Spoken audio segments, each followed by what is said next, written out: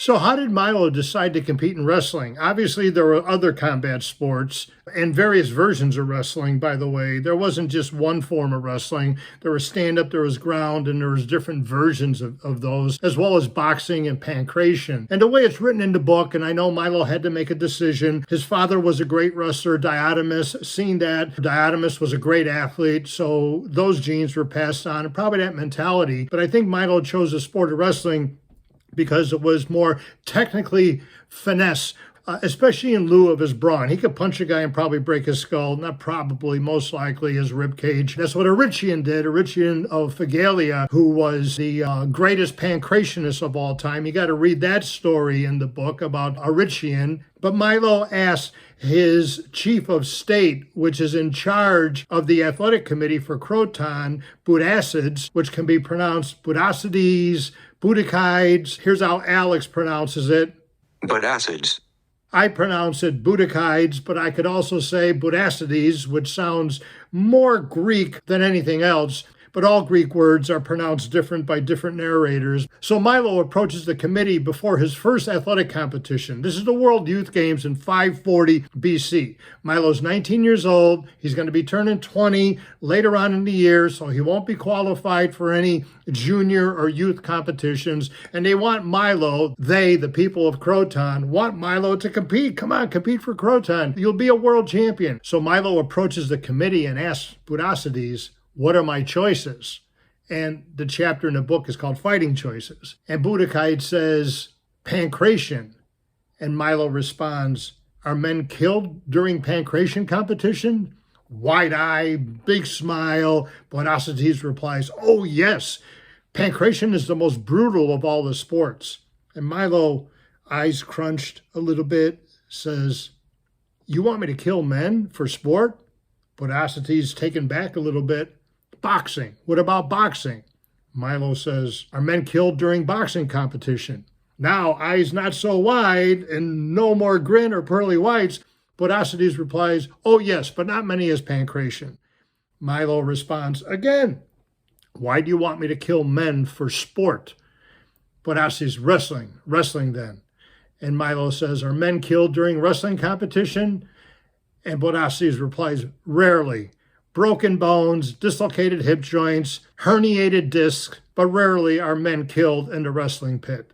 So that's how Milo basically decides to compete in the sport of wrestling. He doesn't want to kill men for sport. He doesn't want to kill men in the pit. If you had the strongest fighter, the strongest wrestler, Milo made Croton the baddest city-state in the world.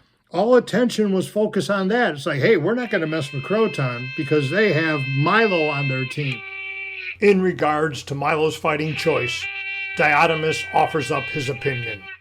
Many of the Panhellenic athletes are fierce soldiers, having engaged in military deployments, and their bodies conditioned from athletic training principles.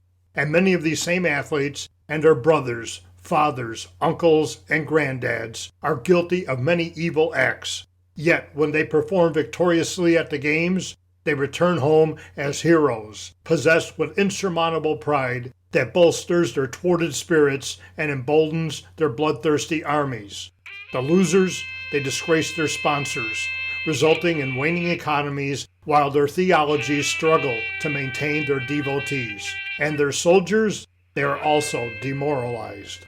Sports are weaponless battles, staged in the disguise of athletics. We realize Croton has its adversaries. If conflict can be settled in an arena, surrounded by true sworn participants, let it be. Croton will demonstrate its superior power fairly. Everything was pretty peaceful. Milo didn't want to kill anybody. He knew his father Diotimus, which you know about Diotimus. Diotimus killed a lot of guys because Diotimus is a former slave, and his tyrant overseers, his slave drivers, staged fighting competitions with Diotimus against other slaves, and Diotimus killed a lot of men, which was considered fair competition. So even though boxing, pankration, and wrestling, all forms of those sports, were considered fair competition, Milo went for wrestling because I believe, number one, it didn't kill anybody per se. He could have killed men. But number two, it was a very technically skilled sport.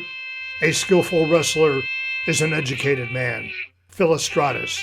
But by using your brains, you can employ a technical strategy to defeat a larger, more brawnier opponent. And other Crotonian wrestlers who weren't as big, who weren't as strong as Milo. And later on in the book, you read about Timotheus, which is Milo's younger teammate. When Milo was 49, Timotheus was 19, and he was just kicking ass all over the place. Not with brawn, but with technical finesse. So there's so much in this book about fighting and decision-making and ethics and politics. Milo of Croton decided to compete in the sport of wrestling because it was an honorable thing to do. It was honorable to represent his city-state of Croton and prove worldwide dominance in the pit without killing another man.